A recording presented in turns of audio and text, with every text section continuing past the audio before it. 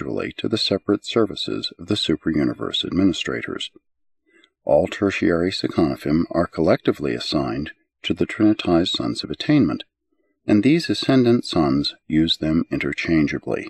That is, the mighty messengers can and do utilize any of the tertiary types, and so do their coordinates, those high in authority and those without name and number. These 7 types of tertiary Seconophim are: 1. The significance of origins. The ascendant Trinitized sons of a superuniverse government are charged with the responsibility of dealing with all issues growing out of the origin of any individual, race, or world, and the significance of origin is the paramount question in all our plans for the cosmic advancement of the living creatures of the realm. All relationships and the application of ethics grow out of the fundamental facts of origin. Origin is the basis of the relational reaction of the gods. Always does the conjoint actor take note of the man, in what manner he was born.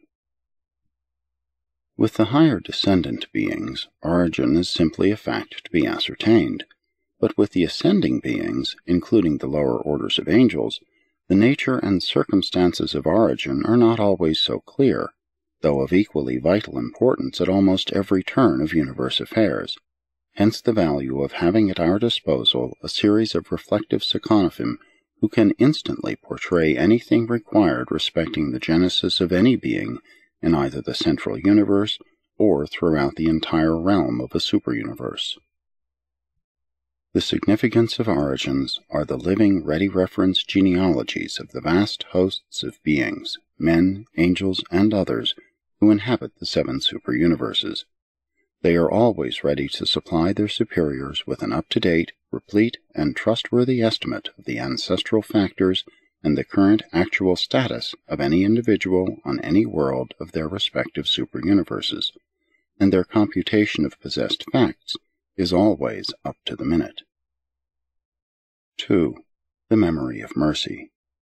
These are the actual, full and replete, living records of the mercy which has been extended to individuals and races by the tender ministrations of the instrumentalities of the Infinite Spirit in the mission of adapting the justice of righteousness to the status of the realms, as disclosed by the portrayals of the significance of origins.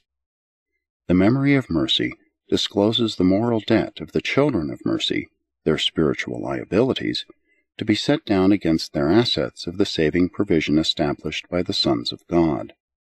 In revealing the Father's pre-existent mercy, the sons of God establish the necessary credit to ensure the survival of all.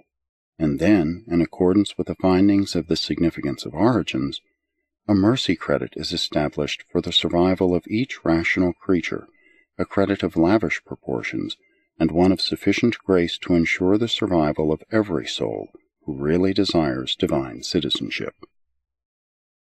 The memory of mercy is a living trial balance, a current statement of your account with the supernatural forces of the realms.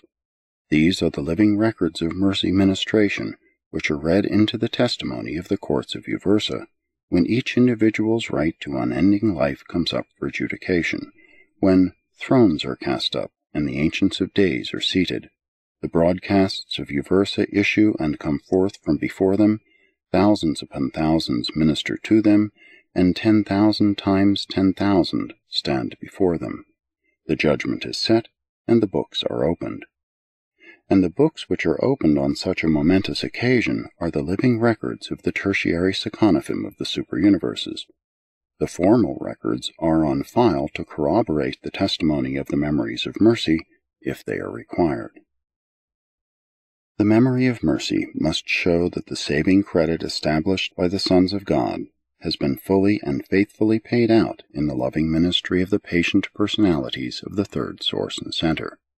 But when mercy is exhausted, when the memory thereof testifies to its depletion, then does justice prevail and righteousness decree.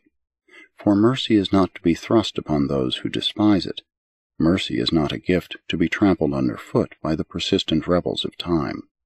Nevertheless, though mercy is thus precious and dearly bestowed, your individual drawing credits are always far in excess of your ability to exhaust the reserve if you are sincere of purpose and honest of heart.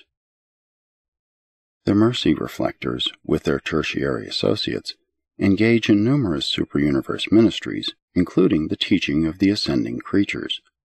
Among many other things, the significance of origins teach the ascenders how to apply spirit ethics, and following such training, the memories of mercy teach them how to be truly merciful. While the spirit techniques of mercy ministry are beyond your concept, you should even now understand that mercy is a quality of growth.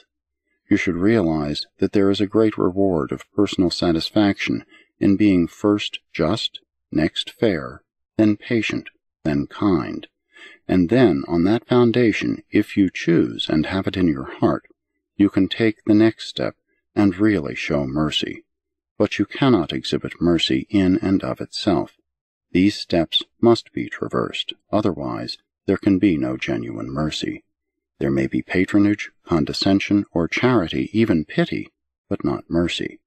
True mercy comes only as the beautiful climax to these preceding adjuncts to group understanding, mutual appreciation, fraternal fellowship, spirit communion, and divine harmony.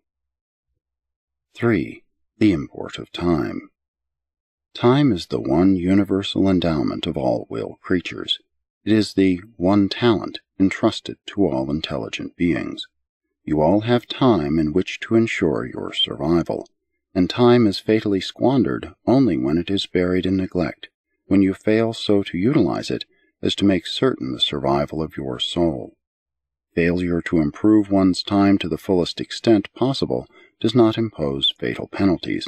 It merely retards the pilgrim of time in his journey of ascent. If survival is gained, all other losses can be retrieved. In the assignment of trusts, the counsel of the imports of time is invaluable. Time is a vital factor in everything this side of Havona and Paradise. In the final judgment before the Ancients of Days, time is an element of evidence. The imports of time must always afford testimony to show that every defendant has had ample time for making decisions, achieving choice. These time evaluators are also the secret of prophecy. They portray the element of time which will be required in the completion of any undertaking, and they are just as dependable as indicators as are the Frandalanks and Chronaldecks of other living orders.